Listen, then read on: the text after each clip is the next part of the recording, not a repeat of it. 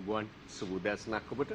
අනුෂ සුබෝදෑසනක්. සුබෝදෑසනක් අයිබෝන් කියලා ප්‍රාර්ථනා කරනවා ඔබටත්. අපි ජූලි මාසේ 13 වෙනිදා තවත් අලුත් සතියක සඳුදා දවසක දවසේ පත්තරවල විස්තර ඔබට කියන්නයි ලෑස්ති වෙන්නේ. වැඩේ පටන් ගන්න හොඳයි කියලා හිතනවා අද පුවත්පත. මොකද මේ වෙන විට පවතින තත්ත්වය පිළිබඳව අද පුවත්පත තමන්ගේ ප්‍රධාන සිරස්තලයේ බොහෝ ඉඩකඩ වෙන්කොට තිබෙන පිළිබඳ පැහැදිලි වාර්තාකරණයක් අපට දකින්නට ලැබෙනවා. කොහොම හරි නැවත වතාවක් අපිට මේ COVID-19 එහෙම නැත්නම් නව කොරෝනා වෛරසය පිළිබඳව වැඩි අවධානයක් යොමු කරන්නට සිදුවෙන, වැඩියෙන් සිතන්නට වෙන, වැඩියෙන් ප්‍රවේශම් වන්නට වෙන කාලවකවානුවක් උදා වුණා.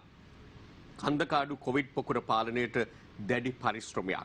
කන්දකාඩු ආසාදිතයන් 477ක් දක්වා ඉහළට කියලා අද පුවත්පත වාර්තා කරනවා. ඊයේ දින තුල පමණක් රෝගීන් 94ක්, කාර්ය මණ්ඩලයේ 14ක්. ඒ අතර කොවිඩ් පාලනයට තවදුරටත් ජනතා සහාය අවශ්‍යයි. සෞඛ්‍ය සේවා අධ්‍යක්ෂ ජෙනරාල් විශේෂඥ වෛද්‍ය අනිල් ජාසිංහ මහතා කරන ප්‍රකාශයකුත් මේ සමගම සම්බන්ධ කොටයි අද පුවත්පත ප්‍රධාන සිරස්තලය සම්පාදනය කරන්නේ. ඒත් එකම දැන් මේ කොවිඩ් රැල්ල යලිත් වතාවක් මේ රෝගීන් සංඛ්‍යාව වැඩිවීම ආරම්භ වීමත් එක්ක ඊයේ පෙරේද දවස් දෙකේ නිවාඩු දෙනවාද නැද්ද කියලා හාහුවකුත් යනවා. ඒ ගැන විවිධ පුවත් වාර්තා පළ වෙලා ඉන්පසු රජය විසින් ප්‍රකාශයටපත් කරනවා නෑ එහෙම නිවාඩු දීම සඳහා දැන්ම මේ මොහොතේදී තාමත් තීරණයක් අරගෙන නැහැ කියලා. නමුත් පාසල් නිවාඩුව හා සම්බන්ධයෙන් දැනුම් දීමක් කලින්ම කරා. අද පුවත්පතේ සඳහන් වෙනවා. අරුණ පුවත්පතේ තියෙන මෙහෙම අද සිට සතියක් පාසල් නිවාඩු උසස් පෙළ විභාගය ගැන තීන්දුව පසුවට කියලායි සඳහන් කරන්නේ.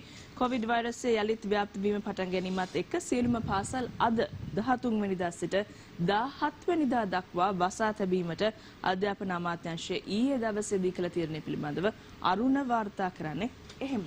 අනුෂේ කියපු කාරණාව පිළිබඳව රාජ්‍ය ප්‍රවෘත්ති දෙපාර්තමේන්තුවක් සිය අවධානය යොමු කොට තිබුණා. ඊයේ පස්වරුවේ නාලක කළුව මහතා අධ්‍යක්ෂ ජෙනරාල්වරයා ඔහු විසින් නිවේදනයක් නිකුත් කරා. ඒ වගේම ට්විටර් පණිවිඩයක් නිකුත් කරන්න කටයුතු කළා.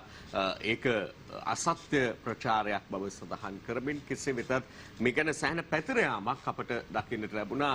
ඇතැම් සමාජ මාධ්‍ය තුල සහ ඇතැම් ආකාරවලින් මාධ්‍ය තුලින් මේ පිළිබඳව යම් ආකාරවලින් දැනුම්වත් මතක ජනතාව අතරත් කතා බහක් ඇතිව ගියා. නිවාඩු දෙනවාද නැද්ද කියන එක පිළිබඳව. කොමුණතර පාසල් නිවාඩුව ස්ථිරයි. ඒ කතාව පිළිබඳව අද අනෙක් පත්තරවලත් තියෙනවා, දිනමිනෙත් තියෙනවා සියලු පාසල් අද සිට සතියක් වැසී කියලා. අද පුවත්පතේ මේ පිළිබඳ වාර්තාවේ දැක්වෙනවා සියලු පාසල් හා පිරිවෙන් 17 දක්වා නිවාඩු. සියලුම පෞද්ගලික ජාත්‍යන්තර පාසල් සහ උපකාරක පන්තිවලටත් නිවාඩු දෙන්න. තැපැල් ඡන්ද මධ්‍යස්ථාන ලෙස භාවිත කෙරෙන පාසල් අදාළ දිනවල විවෘත කර දීම විදුහල්පතිවරුන්ගේ වගකීමක් කියලා අධ්‍යාපන අමාත්‍යාංශය තවදුරටත් සඳහන් කරනවා.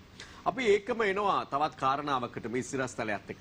තැපැල් ඡන්දය අද සිට ආරම්භ වන්නට නියමිතව තිබෙනවා. තැපැල් ඡන්ද විමසීම. නමුත් තැපැල් ඡන්දේ නොපැවැත්වෙන ප්‍රදේශයකුත් තියෙනවා. මේ පිළිබඳවත් අද පුවත් වාර්තා තියෙනවා. ඔය පිළිබඳව පුවත් වාර්තාවන් කිහිපයක් තියෙනවා. ඒත් එක්කම මේ ඔය තැපැල් ඡන්ද ප්‍රකාශය ඒ අරුණු කොට අනිත් ප්‍රදේශවල සිද්ධ වෙනවා කියන එක මේ දැන් පාසල් වසා තිබෙන සතියක කාලය ඇතුළත තමයි මේ කාරණාව සිද්ධ වෙන්නේ. එතකොට ප්‍රාදේශීය සෞඛ්‍ය වෛද්‍ය නිලධාරී කාර්යාලවල කාර්ය මණ්ඩල වලට පමණක් අද පෙරවරු 9 ඉඳන් පස්වරු 4 දක්වා තැපැල් ඡන්ද සලකුණු කිරීමට අවස්ථාව ලබා දෙනවා කියලා තියෙනවා. ඒ අතර ප්‍රගීත් මේ අරුණ පුවත්පතේ සඳහන් වෙනවා සෞඛ්‍ය වෛද්‍ය අධ්‍යක්ෂ ජෙනරාල්වරයා කරන ප්‍රකාශයක් යලිත් වතාවක් ඇයි මේ විදිහට අපිට කොවිඩ් රෝගීන් වාර්තා වෙන්න පටන් ගන්න, COVID-19 රෝගීන් වාර්තා වෙන්න පටන් ගන්නනේ කියන කාරණාව ගැන සඳහන් කරන මේ කාරණාව හරි කියලා අපිට පිළිගන්න සිද්ධ වෙනවා. මේ කියන්නේ කොවිඩ් යලි පැතිරුණේ කාගෙත් නොසලකිල්ලෙන්. සෞඛ්‍ය සේවා අධ්‍යක්ෂ ජෙනරාල්වරයා කියන්නේ එහෙමයි. රට විවෘත කිරීමෙන් පසු ජනතාව, දේශපාලනඥයන්, ආයතන සහ විවිධ ක්ෂේත්‍ර සීමාව ඉක්මවා කටයුතු කිරීම COVID-19 වෛරසය යලි ව්‍යාප්ත වීමට හේතුවක් බව සෞඛ්‍ය සේවා අධ්‍යක්ෂ ජෙනරාල් විශේෂඥ වෛද්‍ය අනිල් ජාසිංහ මහතා ප්‍රකාශ කරනවා. අර පහුගිය කාල සීමාවේදී එකක් ඡන්දය සහ අනිත් එක ජන ජීවිතය යථා තත්ත්වයට පත් කිරීම ආරම්භ කිරීමත් එක්ක බොහෝ දෙනාට අමතක වුණා ප්‍රගීත්. අපි කියන්න පටන් ගත්ත මේ අපිට පුවත්පත්වල පවා මේක දකින්න ලැබුණේ නැහැ කියලා. නමුත් අපි නිරන්තරයෙන් ඔබට මතක් කරා මේ පිළිබඳව. නමුත් අවධානය අර පූර්ණ අවධානය දීම ගිලිහි ගිය නිසා ඒ නොසලකිල්ල හේතුවක් වුණා කියලා තමයි මෙතුමා කියන්නේ. ඒක එතුමා කියන ආකාරයටම එක්කෙනෙකුට දෙන්නෙකුට ලඝු කරන්නට පුළුවන් කාරණාවක් නේ. ඒක පාර්ශ්වයකට දෙකට ලඝු කරන්න පුළුවන් කාරණාවක් නෙමෙයි. සමස්තයටම අදාළ වෙන විදිහටයි මේ ප්‍රකාශය කෙරෙන්නේත්. ඒ වගේම එහි වගකීමත් සමස්තය සතුවම තිබෙනවා කියන එකත් අපි විශේෂයෙන් සඳහන් කරන්න වෙනවා. අවධානය ගිලිහි යන්නට දීම මෙවැනි වෛරසයක් හමුවේ තරම් සුබදායී කාරණාවක් වෙන්නේ නැහැ. දැන් කොවිඩ් දෙවැනි රැල්ලක් වළක්වා ගැනීමට රජයට යෝජනාවලියක් මේ අතරේ ඉදිරිපත් වෙනවා. දුරස්ත භාවය තබා ගැනීම ගැන ජනතාව කටයුතු කරන ආකාරය සම්බන්ධයෙන් සෑහීමකට පත්විය නොහැකි කියලා මේ පිළිබඳ තවදුරටත් අදහස් දක්වමින් රාජ්‍යීය වෛද්‍ය නිලධාරීන්ගේ සංගමය කියනවා මේ දෙවන රැල්ල වළක්වා ගැනීම සඳහා අවශ්‍ය යෝජනා රජයට ඉදිරිපත් කරමින් අතරේ විදේශගත ශ්‍රී ලාංකික ශ්‍රමිකයන් ගෙන්වීම 15 වෙනිදා සිට తాවකාලිකව අත්හිටුවීමට ගන්නා පියවර පිළිබඳවත් අද පුවත්පතේ ප්‍රධාන සිරස්තලයේ සමග කියවෙන ඊළඟ කාරණාව. ඔව් ඒත් එක්කම අර අපි කලින් කියන තැපැල් ඡන්දය පැවැත්වෙන්නේ නැති ප්‍රදේශයකුත් තියෙනවා කියලා ඒ රාජාංගනේ තැපැල් ඡන්ද කල්යයි කියලා අද වාර්තා කරන්නේ දිවයින පුවත්පතේ ඇතුල් පිටු වාර්තාවෙත් සඳහන් වෙනවා අනුරාධපුරයේ රාජාංගනේ ප්‍රාදේශීය ලේකම් කොට්ටාශයේ තැපැල් ඡන්ද විමසීම කල් තබනවා කියලා මැතිවරණ කොමිෂන් සභාව ප්‍රකාශයට පත් කරනවා. ඒ ප්‍රදේශයේ පවුල් රැසක් COVID-19 වෛරස් රෝගය පැතිර යාම පාලනය කිරීම සඳහා ස්වයං නිරෝධායනට ලක් කර තිබීම තමයි මේකට හේතුව බවට පත් වෙන්නේ. ඒ අතරේ මේ දැන් ඡන්දය හා සම්බන්ධව ඡන්දය පැවැත්වනවාද නැද්ද කියලා ඒ දවසේ මැතිවරණ කොමිෂන් සභාවේ සභාපතිවරයාගෙන් විමසීම් කරද්දී එතුමාත් සඳහන් කීපයක් කරනවා නේද ප්‍රගීත්? ඔව් එතුමා බොහොම පැහැදිලිව කියන්නේ ඡන්දය පවත්වනවා කියන එක පිළිබඳව. ඒ වගේම අර සාමාන්‍යයෙන් පහුගිය දිනවල සෑම අවස්ථාවකදීම දීපු පිළිතුර ඊයේ දවසේ දෙනවා අපිට දකින්න ලැබෙන්නේ ලෝකය කැරකෙනවා නම් නවතින්නේ නැත්නම් ඡන්දේ තියනවා කියන එක තමයි එතුමා කියන්නේ. හැබැයි පවතින තත්ත්වයන් පිළිබඳව සාකච්ඡා කළ යුතුයි කියන එක පිළිබඳව විශේෂයෙන්ම මා දැක්කා එක්සත් ජාතික පක්ෂයේ නායකතුමා කර තිබෙන ප්‍රකාශයකුත් මේ පත්තරවල වාර්තා අතරේ අපිට දකින්න පුළුවන්. අද දිවයින පත්තරේ තියෙන දිවයින පත්තරේ ප්‍රකාශයන් සියල්ලම සඳහන් කරනවා අග්‍රාමාත්‍යවරයාගේ රනිල් වික්‍රමසිංහ මහතාගේ සහ සජිත් ප්‍රේමදාස මහතාගේ මේ තිදෙනාගේම ප්‍රකාශන පුටා දක්වමින් රනිල් වික්‍රමසිංහ මහතා කියන්නේ ඡන්දයට යනවාද කියා පක්ෂ එකතු වී තීරණයක් ගත යුතුයි කියලයි. ඒ අතර කොරෝනා දෙවැනි රැල්ලක් ආවොත් ආණ්ඩුව වගකිව යුතුයි කියලා සජිත් ප්‍රේමදාස මහතා සඳහන් කරන අතර වාරේ අග්‍රාමාත්‍යවරයා නම් ප්‍රකාශ කරන්නේ කොරෝනා කටකතා පිටුපස සිටින්නේ විපක්ෂය බවයි. මේ ඔබ දකින්න සජිත් ප්‍රේමදාස මහතා කියන කොරෝනා දෙවැනි රැල්ලක් ආවොතින් ආණ්ඩුව වග කියන්න ඕනේ කියලා. එතකොට දැන් පැතිර යන කටකතා වලට වග කියන්න ඕනේ විපක්ෂය කියලා අග්‍රාමාත්‍යවරයා කරන ප්‍රකාශයත් එහි සඳහන් වෙනවා. සමගම මැතිවරණ කොමිසමේ සභාපතිතුමා කියන කතාවකුත් දැක්කනවා දිවයින පුවත්පතේ අලුත් සැලසුමක් ක්‍රියාත්මකයි ඡන්දය ආපස්සට හරවන්නේ නැහැ කියන එක තමයි එතුමන් කියන්නේ. කොහොමටත් තව දින ගණනාවක් පමණයි මහමැතිවරණයට ඉතිරිව තිබෙන්නේ.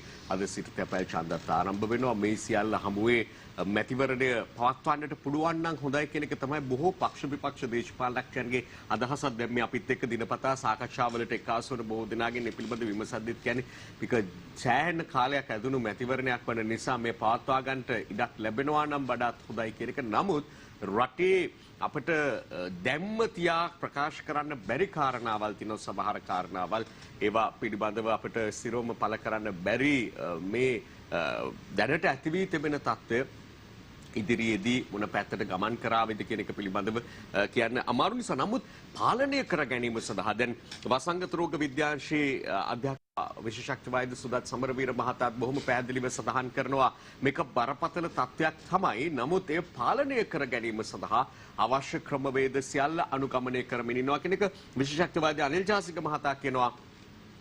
කටකතාවලට රැවටෙන්න යන්න එපා. සුපිරිම අවිය නිරෝධායනයයි නිරෝධායන ක්‍රියාවලිය හරහා පාලනය කරගන්නවා කියලා දිවයින පුවත්පතේ අද අනිල් ජාසික මහතාගේ මේ ප්‍රකාශයත් අන්තර්ගත වෙනවා. එතකොට මේ නිරෝධායන ක්‍රියාවලියේ වැදගත්කම කොතරම්ද කියන එකත් මේ නිසියාකාරව පිළිපැදීමේ වැදගත්කමත් මේ වෙලාවේ අප කවුරුත් අවබෝධ කරගත යුතුයි. ඔව් මොකද විශේෂම කාරණාවෙන් ප්‍රගීත් බොහෝ දෙනා අපි කලින් වතාවේ දැක්කා වගේ නිරෝධායන මධ්‍යස්ථානවල රඳවා නිරෝධායනට ලක් වෙන්නේ නැහැ.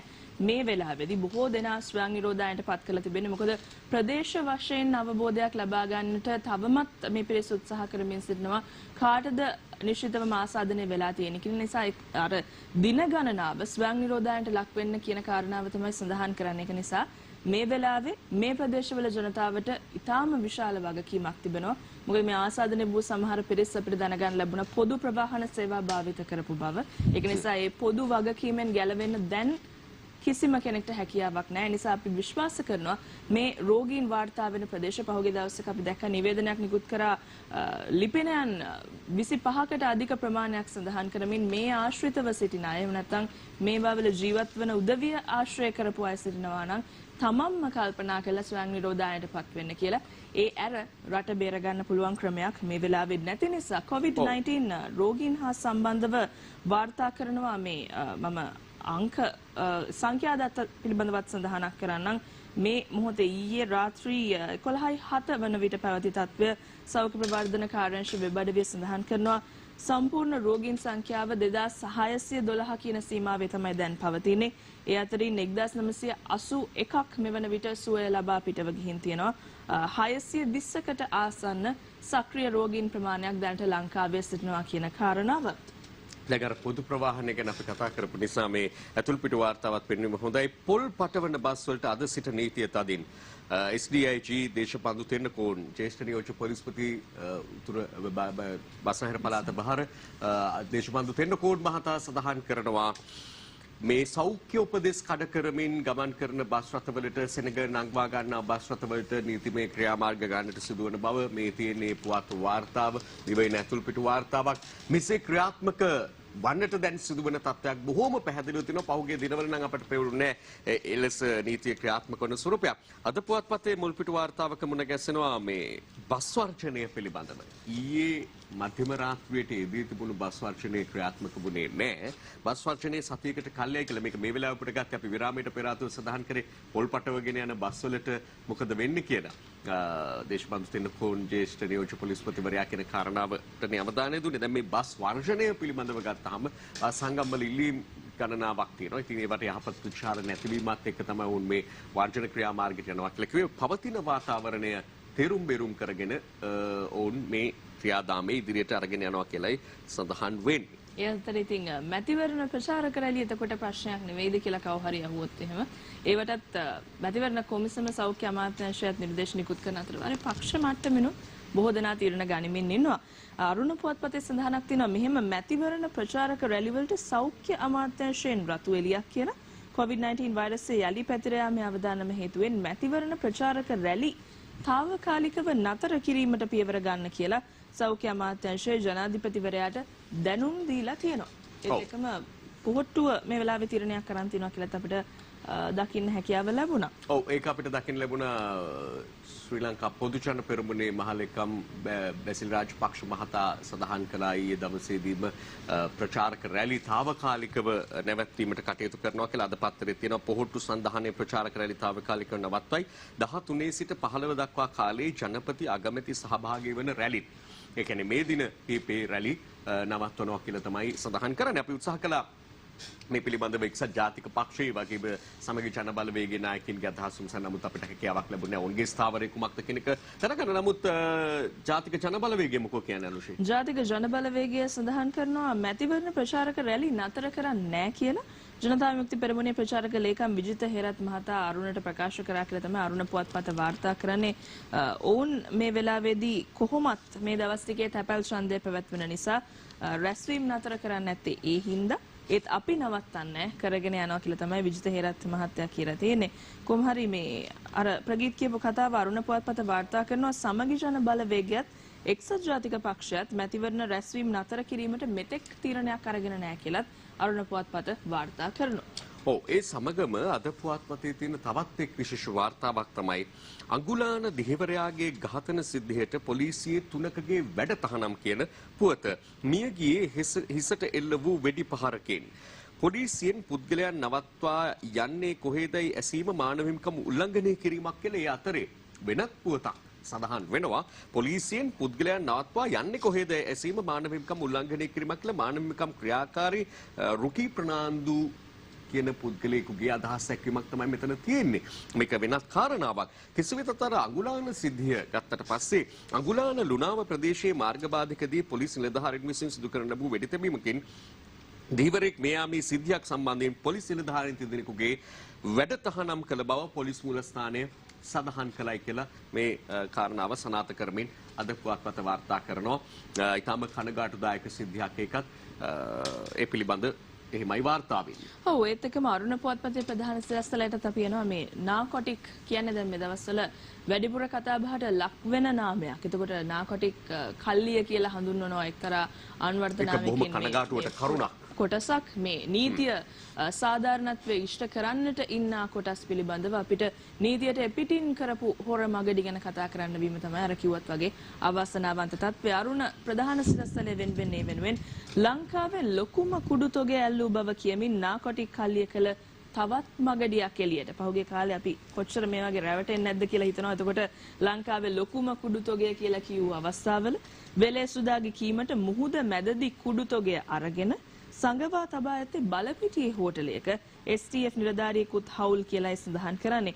පොලිස් මද්‍රව්‍ය නාශක කාර්යාංශයේ මෙරටදී කළ විශාලතම මද්‍රව්‍ය වැටලීම බව පෙන්වමින් පසුගිය වසරේදී කුඩු කිලෝ 294ක් අත්අඩංගුවටගෙන නාකොටික් එක කළ තවත් ජාවාරමක තොරතුරු මේ වෙනකොට විමර්ශනවලදී අනාවරණය වෙමින් පවතිනවා කියලා තමයි සඳහන් කරන්නේ ප්‍රගීත්. ඇතර අපි දිනමින ප්‍රධාන සිරස්තලයට අවධානය දෙමු. රාජ්‍ය සේවකයාගේ ආරක්ෂාව ව්‍යවස්ථාවෙන්ම ලබා දෙනවා කියලා අග්‍රාමාත්‍ය මහින්ද රාජපක්ෂ මහතා කළ ප්‍රකාශයක් අද අපිට මුණගැසෙද්දී දිනමින ප්‍රධාන සිරස්තලෙන් අද රාජ්‍ය සේවකයා ගැන වැඩිපුර කතා කරනවා අපිට දකින්නට ලැබෙනවා. මේ තැපැල් ඡන්ද විමසීම ආරම්භ වීමත් එක්ක ඒ අතරේ සමගි ජන බලවේගයේ නායක සජිත් ප්‍රේමදාස මහතාගේ ප්‍රකාශයකුත් අපි පුටා ගන්නවා. එම පුවත්පතෙන්ම මා බලයට පත්වී පැය 24කින් රාජපක්ෂ ආණ්ඩුවේ ව්‍යාපෘති නවත්වනවා කියලා සිරස්තලයේ සඳහන් වෙනවා. ඇතුළට ගිහිල්ලා කියවලා බැලුවාම තියෙනවා මහමැතිවරණයේ ජයගෙන ආණ්ඩුවක් පිහිටුවා මුල් පැය 24 තුළ තෙල් මිල පහත හෙළන බවත් වත්මන් ආණ්ඩුව ආරම්භ කර තිබෙන ඵලදායී නොවන නාස්තිකාර ව්‍යාපෘති සියල්ල අහුසි කරන බවත් සමගි ජන බලවේගයේ නායක සජිත් ප්‍රේමදාස මහතා පවසයි කියලා ඔවුන් තවදුරටත් වාර්තා කරනවා.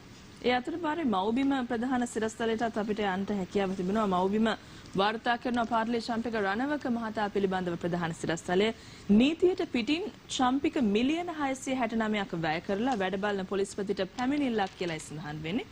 මේ පුවතේ දිගුව හරියටම කියවලා බලද්දී උන් සඳහන් කරනවා ඇති වෙලා තිබෙන නීති විරෝධී තත්ත්වයක් එහෙම නැත්නම් නියමිත ප්‍රසම්පාදන ක්‍රියාවලියට පටහැනිව කරලා තියෙනවා කියලා බොහෝ දේවල් මේ ශ්‍රී ලංකා ඉඩම් සංවර්ධනය කිරීමේ සංස්ථාවෙන් කරලා තියෙනවා කියලා අභ්‍යන්තර විගණනයකදී හෙළි වෙලා තියෙනවා. ඒ හා සම්බන්ධව තමයි මේ නීතියට පිටින් මිලියන 669ක් වැය කරලා විවිධ යන්ත්‍ර මිලදී ගැනීම, විවිධ ව්‍යාපෘති වලට මුදල් වියදම් කිරීම, මේ ව්‍යාපෘති විවිධ ආයතන වලට ලබා දීම මේවා හා සම්බන්ධව තමයි මේ ගාන මිලියන 669ක් විදිහට වාර්තා කරලා තියෙන්නේ. කොහොමටත් එතුමාට පහුගිය දිනවල අර තරුණයෙකු හප්පා යාම පලායාම පිළිබඳව චෝදනාවට අදාළ පරීක්ෂණ කටයුතු තවදුරටත් ක්‍රියාත්මක වෙනවා. ඒ චෝදනාත් තියෙනවා. ඒ සම්බන්ධ පරීක්ෂණත් ක්‍රියාත්මක වෙන අතරේ තමයි මේ පිළිබඳ අවධානය දෙන්නට වෙන්නේ.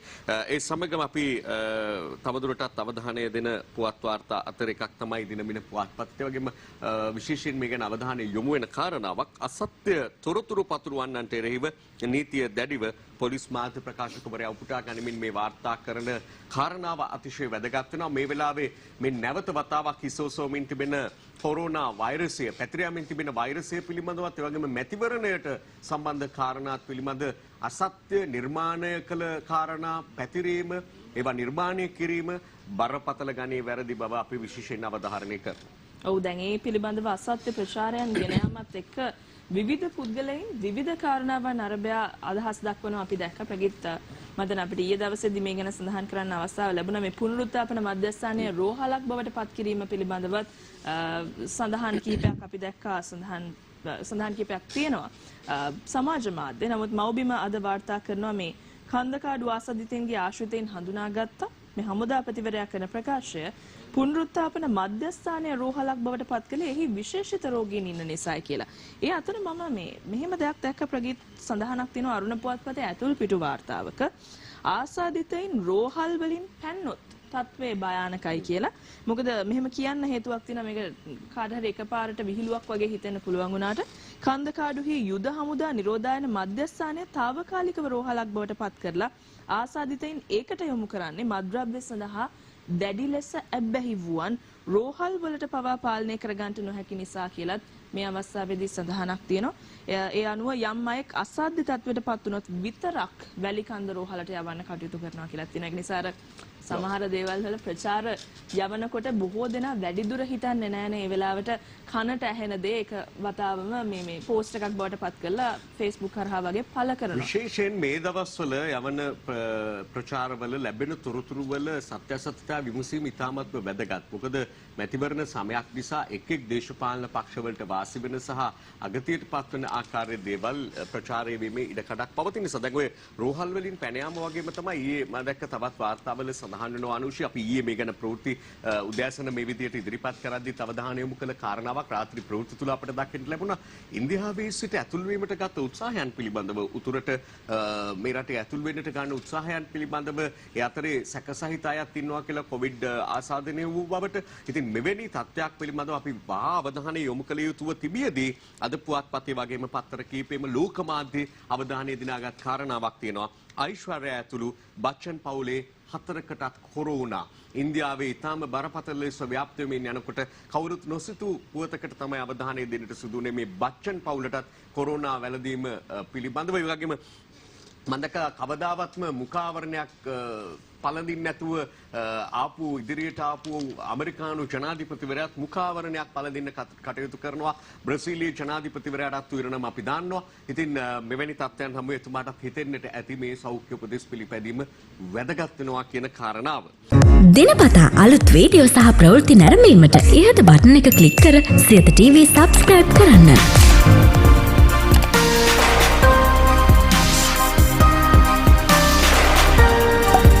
අලුත් වීඩියෝ ගැන මුලින්ම දැනගන්න මෙම සීනුව ක්ලික් කරන්න.